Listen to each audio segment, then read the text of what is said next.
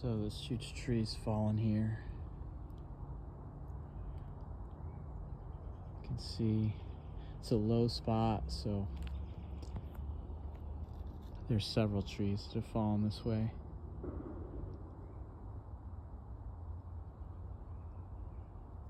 The water comes down to this low spot. There's a message coming through concerning this because part of the problem of humanity right now, and I keep talking about this, is we think of ourselves as separate from nature, as not nature. And what that allows us to do is it allows us to objectify nature in a way that, for instance, can see any time a tree falls as a horrible, bad thing that should be prevented, or and these types of things. When we actually get out into quote-unquote nature and we don't see ourselves as separate from, but as part of, it forces us to look at everything differently. These are huge trees. And they died pretty quickly, looks like. Maybe in a single day, a single night. Just from the action of too much water where they had taken root. And then they fell.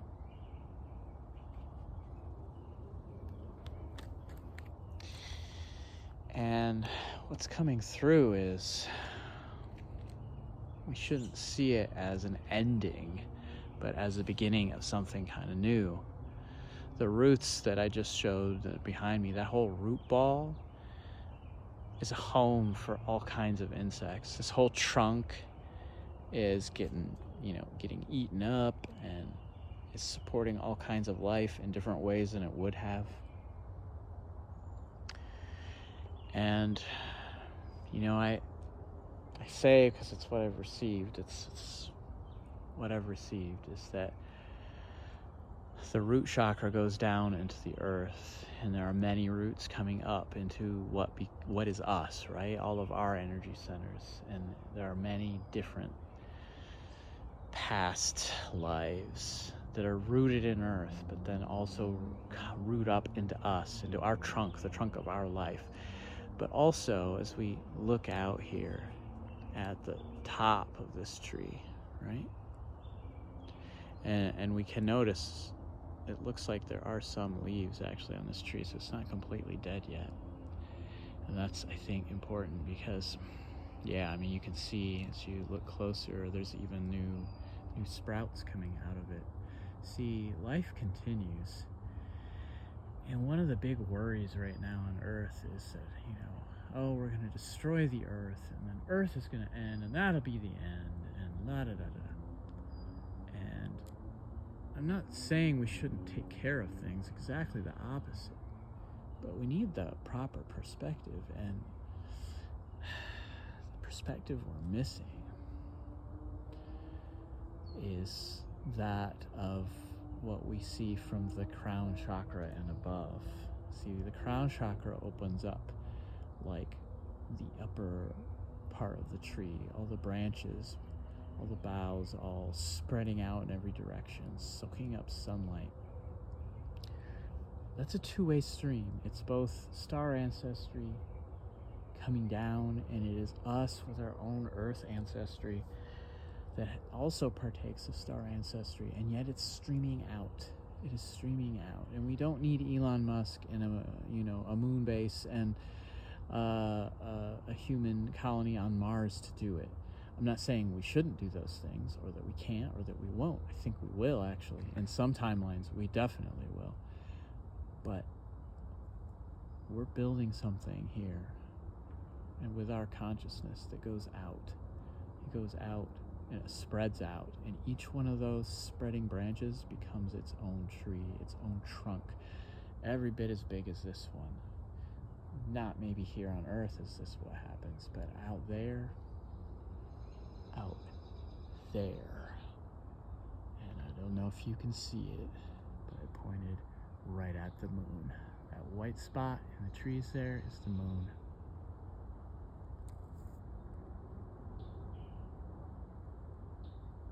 We're more than we think we are. Much, much more.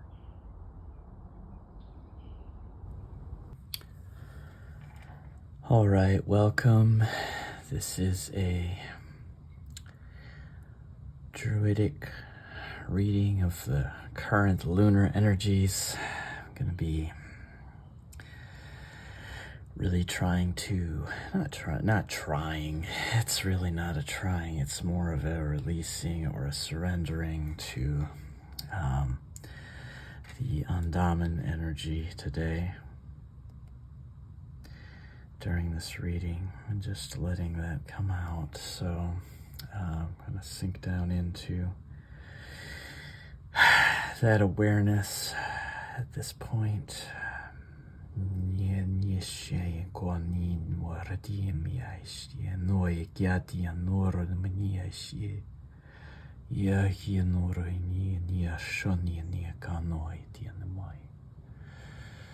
So there is a sense just in candles and their placements and what is going on with them today. There's a sense of looking at this life that we are currently in from a quote-unquote higher perspective, from the perspective of our ancestors, from the perspective of the angels or powers, the ruling vibrations of this cycle. It's another way to think of the angels, the archangels. That is perhaps a purer way of looking at them, of understanding what they are, and they are really beaming down right now. The archangels are governing frequencies, and everything is being retuned. And this incarnation, this life that we are in, needs to be viewed at times from that perspective, especially in these times of change. Another way we are being invited to look at this life right now is through the lens of rebirth. So last week's reading was all about initiation, about going between two guideposts and seeing another guidepost out in front. And when we get to that third guidepost, this is the Two of Wands to the Three of Wands, we always find that the Three of Wands, the third guidepost of the Three of Wands, we always find that it is, in fact, as we approach it, another set of guideposts. And we go on from stage to stage. That is what we're doing. But last week was a set of guideposts. So if you are listening to this, you probably went through some kind of an initiation last week. Maybe you don't even realize it. But looking back on it, you might be able to tell. You might be able to tell that there was a sense of a polarity, right? A polarity. A yin and a yang, a this and a that. A dark and a light. A left and a right. A sense of two different directions you could go, or two oppositions really pulling you. And then this sense of, which one do I take?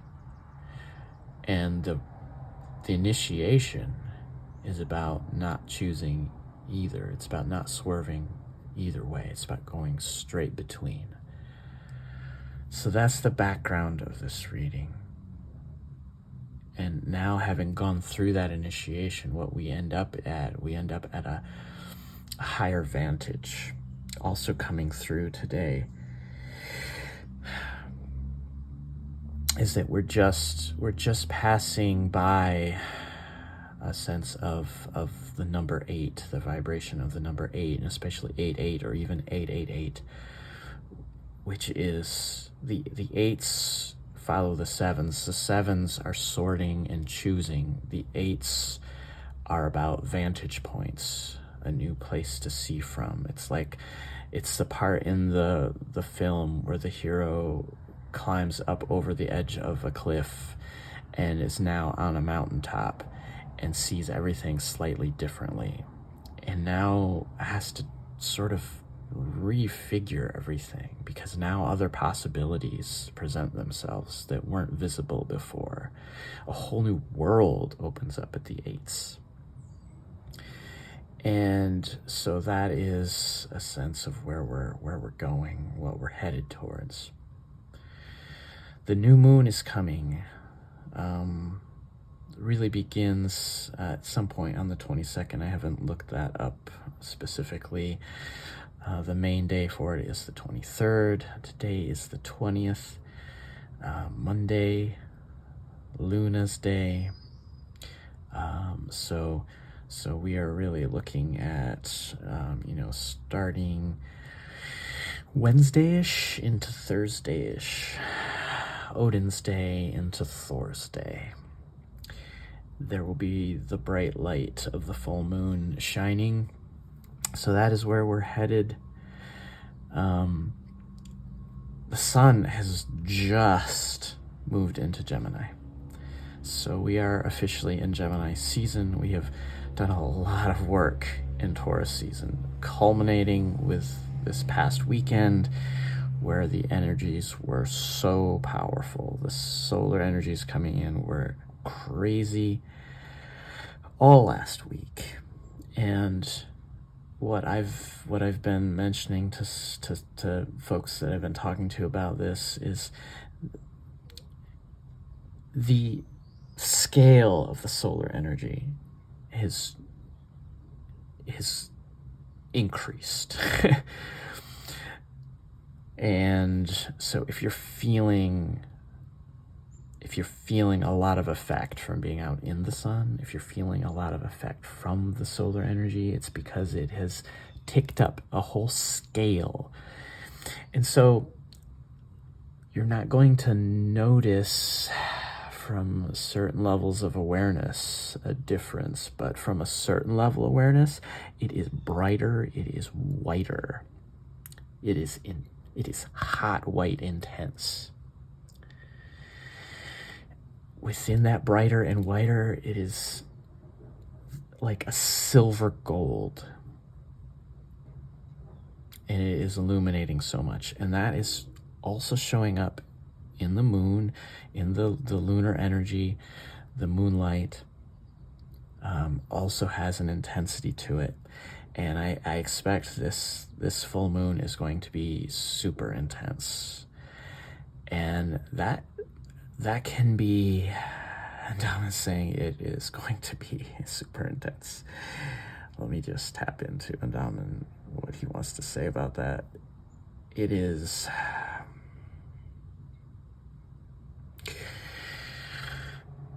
it's a last, for many of us, we've been on a cycle of having things illuminated, and very often these illuminations are things that are ugly, that we don't like. It's things in ourselves, it's elements out in the world, elements in other people, and they become highlighted and we see them, and then it's like, oh, that's a lot. This one is not going to be any less intense, and it's all the more intense because we tend to think that we've done all the work, we're doing the work. What we have to get used to is the work doesn't end. It keeps going. we're on a spiral upward, okay? The spiral keeps going, it keeps climbing. We go from the 7 to the 8, and now we're moving to a 9, and 9s are very intense. They require, when we think 9 of Wands, we're that's fortitude. We're required to be really, to really dig deep down and keep at it, right? The 9 of Swords is this sense of sometimes this kind of oppressive energy of thoughts, like it's just everything's bearing down in terms of our thoughts and the mental space. And the 9 of Cups is almost too much cups. It's so good. It's just, it's almost at the 10, and it's so much cups energy, right? The 9 of Pentacles is, it's like the harvest time. Everything's popping at once, and there's not time to harvest everything. It's so good, right? It's intensity, and that all of that intensity, and it may show up in your life in one or more of those energies. It might be all of them. I suspect for me it's going to be all of them, because that's how it tends to go. And it's going to highlight something. And it could be something way deep down that the light hasn't touched in a while, or the light hasn't hit in a while. And it could be uncomfortable. It could be uncomfortable. Okay? So just be aware of that. Be aware of that. There is a sense of a plateauing that is coming after this. But it's almost like the full moon is, we're still in the initiation period that we've been going through in a sense. We're kind of in the, we've really gone through the main test of this most recent cycle, and now we're coming out. We are climbing up onto the lip of the mountaintop. And again, it can be really, really intense. So just a heads up on that. Highly recommend getting out into woodsy places, out into, if you don't live in a space where there's woodsy places, to green spaces. If you live in the desert, that is a whole other environment of spirituality. Get out where it's lonely. that's where it is in a desert situation. Get out where it's lonely, out away from towns. Get out somewhere. Go on a hike. Go someplace where there are, non-human creatures roaming around doing their things, and you have a chance to see them. You have a chance to listen to them. Notice them. When we as human beings truly notice non-human beings, not just our pets, our companions in that way, but when we notice we're out and about and we notice the non-human, it wakes up to us, because it's so used to us not noticing, and it wakes up to us, and then reflection can happen. Messages can pass between, understandings can be exchanged, and it's mostly us doing the understanding. We're the humans are the ones that need the increase in understanding. But also it does have an effect on the non-human, because, and I've been seeing this a lot this year, there's a sense of awakening to that, and the non-human is gotten very used to the human not recognizing it, and living in that unhealthy space, unfortunately, where the human doesn't recognize the non-human. So that's coming through really strongly right now as well.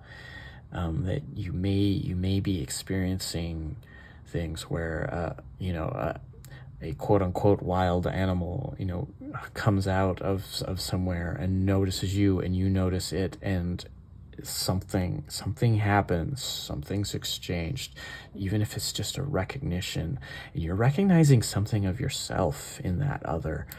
And also, though, what I'm getting is that recognition, that human consciousness recognizing that non-human consciousness does impart something of the human consciousness, which is special, and it is amazing, and it is important, it is different, onto that other, and both are lifted up. Okay, it's not one or the other. There's this sort of romanticizing of the non-human, and a sort of reverse sort of having trouble getting to the term, but a sort of patronizing, better than, from the human looking back at the non-human, and that's, we're in a period where no, that's not what this period is about. This period is about those two coming together and reflecting onto one another and understanding in new ways, from their own perspective still, but in new ways. All right, so there's a lot there. Looking at what's going astrologically, again, I'm not a trained astrologer, but I mark these things and I follow them. And obviously, again, the sun in Gemini is important right now. Jupiter's following along behind. The Venus energy, Venus is following very swiftly along behind, coming up behind the solar energy, and will soon be in the Gemini energy. I don't know the exact date for that. I've not looked that up. So there's a lot of expansiveness coming in, a lot of groundedness, a sense of looking for a purity of self. In the Venus energy is what's been coming out, especially. Who am I supposed to be? What am I supposed to be? With all these energies coming in, what is my personal expression of that supposed to be? Not because some other entity from on high says so, but because I'm choosing that, because I'm getting in touch with me, right? I know me. And this is very highlighted with Mars right dead center in Aries right now. Chiron is still there, so there's still healing going on there. Mars is coming through and it's going to be sliding by Chiron in Aries. Every planet's been doing that, has been coming through, and that's healing something in that energy that's coming through each energy. The Mercury energy is moving through Taurus. It's very happy in Taurus. Its home is Taurus, and it rules over Taurus, and there's again a very grounded energy. Even though Mercury has this reputation for being mercurial, what's coming through today is especially a groundedness in Mercury. So communications, in the appearances of things, we're looking at things and we're seeing through illusions. We're not seeing the illusions, or if we are, we're seeing through them, and we're seeing to what lies underneath. And then we're coming forward from that, again, with a deep sense of self, the Mars Aries energy, deep sense of self, and a bit of militancy in that. You know, Mars is about warfare, it's the warrior, but that doesn't mean going and fighting wars here. That's about you being militant, about you, about life, about what you want, about not giving in, right? Not giving in. When the chips are down, you know who you are, and you are not giving in to anything else. Sliding forward to that Venusian energy that is loving, but gotta love myself first, right? And the Jupiter energy, which is just expansive, and it's, again, It's fire energy. That's Sagittarius energy. It's coming straight down into Earth, groundedness. We also have Uranus here lining up. I mean, all these things are lining up, and so there's dreamy energy here, there's vision here, there's expansiveness for a different kind of future. The sun coming into Gemini, air energy, specifically the twins.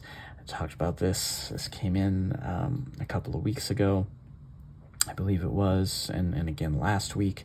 The twins energy, the sense of the two being different, right? The two being different, but still being twins, right? We don't have to be identical to be twins. The most identical twins in existence are still different.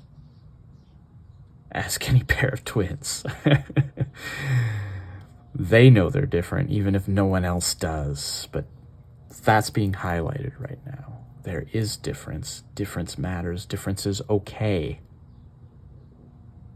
It's not necessary for one set of differences to win over another set, for one identity to win over another identity. The important thing is to let both be at the same time, and that is the Gemini energy. Both can be at the same time. And of course, the sun's then going to come into Cancer after that, and this is really an energy of negotiating, right? And negotiating our softness and our like boundaries. So that's going to be an interesting time, but we're a ways away from that. So we'll drop that now. The moon itself is in Libra, about to this evening actually move into Scorpio. And so yeah, if you can see it here, I don't know how well it shows up. This just kind of happened in my altar space, or this bit of tree bark with some lichens on it that I had sitting here. I'm always collecting things when I'm out in the wild spaces, things that call to me. And the lichens is old, it's ancient.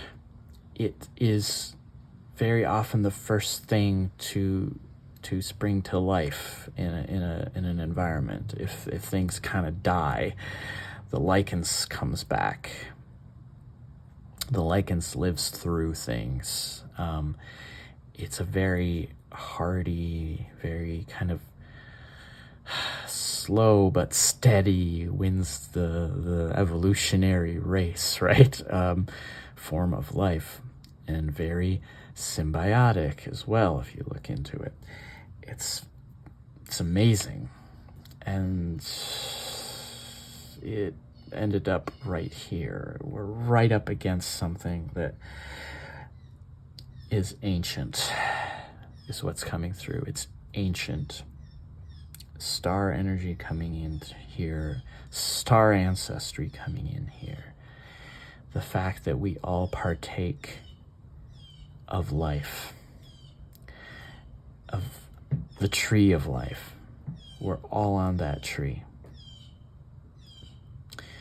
And there's something about that that's, I think, going to become more clear to us as we keep going, as we move through into the Scorpio energy, for the moon moving into that energy. It's particularly important for me personally, but, and I'm just noticing this now, and Andaman's saying, yeah, dummy, the Scorpio energy is straight across from the Taurus energy. So there's some opposition here. And then as we move into the Sagittarius energy, that will be directly across from the Gemini energy. So there's some mirroring going on here. The water energy to the earth energy, the fire energy to the air energy. We have all four elements coming in that way in the very near in the recent past to the very near future, in the solar and the lunar energies playing with each other. So there's some significance there. And what I suspect is when we get into that Scorpio energy, something's going to be coming up and out, and this is probably related to the full moon. Something's going to become visible, and the Scorpio energy is about rebirth. It's about pulling something back out of the depths. It's can also be, and this is coming through, it can also be very much putting the final pin in something, right?